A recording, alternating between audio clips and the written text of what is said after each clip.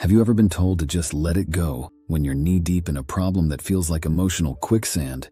This advice is as common as it is frustrating.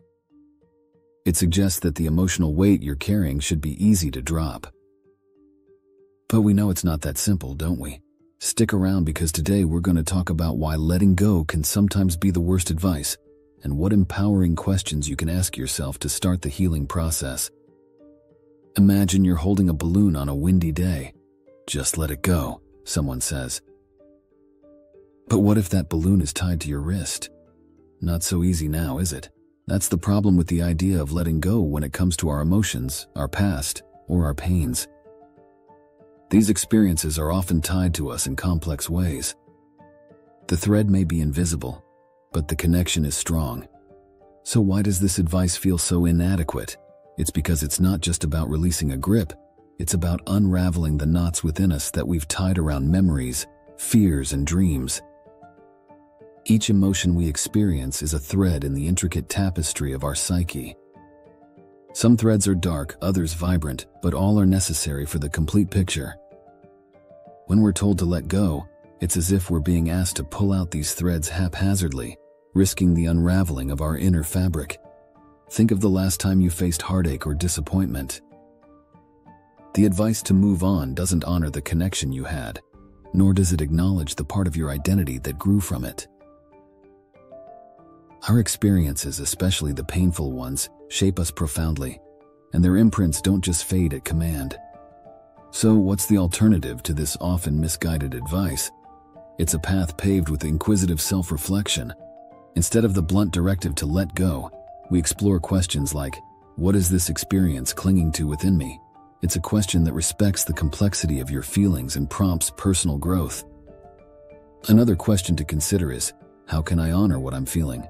This isn't about wallowing in pain. It's about giving yourself permission to fully feel it, to understand it, and eventually, let it transform you into someone stronger, wiser. True emotional release is a process, one that's more akin to breathing than to a one-time act. It's about exhaling the hurt, inhaling the lessons, and sometimes, it's about just breathing through the moments of discomfort until clarity surfaces. And let's explore the power of sharing as part of the emotional healing process. When someone empathizes with our journey of letting go, the burden we carry may not vanish instantly, but the act of sharing can make the emotional weight more manageable. This connection is a key step in moving on from heartache and finding support in tough times. As we navigate the currents of our emotional rivers, the goal isn't to discard what we feel but to learn how to sail despite the turbulent waters.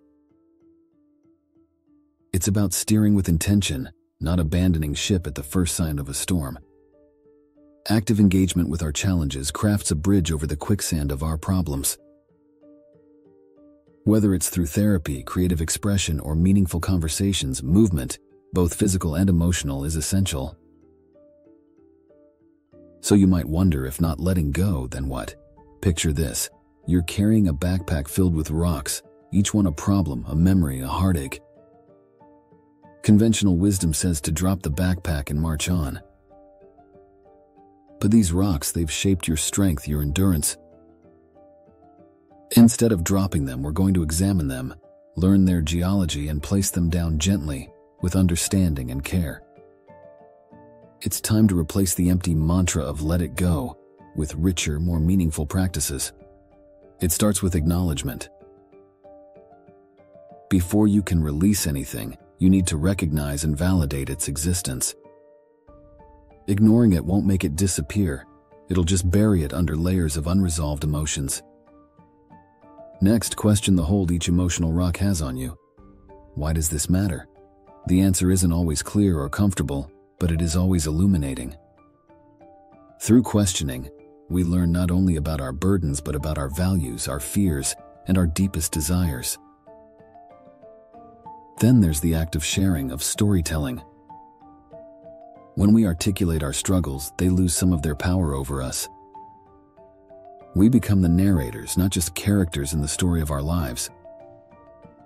This is where healing begins, and letting go becomes a possibility. Not through force, but through understanding. Ask yourself, Who am I beyond this issue?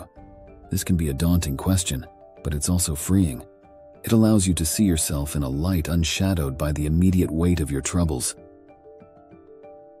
It's about finding your identity apart from them. Now let's talk about turning the page.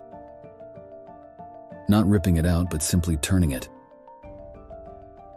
It's about acknowledging that while the previous pages are part of your book, they don't dictate the ending. You do. Each new page is a fresh opportunity, not a forgetting but a recreating. What about those rocks, the heavy ones that seem too big to examine or shift? That's where community, support, and sometimes professional help come in. These rocks might need more than one pair of hands to move, and that's okay. It's about finding the right tools and support to help you lift and learn from them. We all want to travel light through life, but the heaviest things are often the hardest to leave behind. Sometimes it's not about traveling light, but learning to carry our load more efficiently, distributing the weight, and taking regular rests. And as we go along, we collect new things, moments of joy, wisdom, and connection. Let's revise the narrative of letting go. Let it be a journey where each step counts, where you have the space to breathe, to feel, and to heal. Let it be a journey where every emotion has a place at the table, and no part of you is left out in the cold.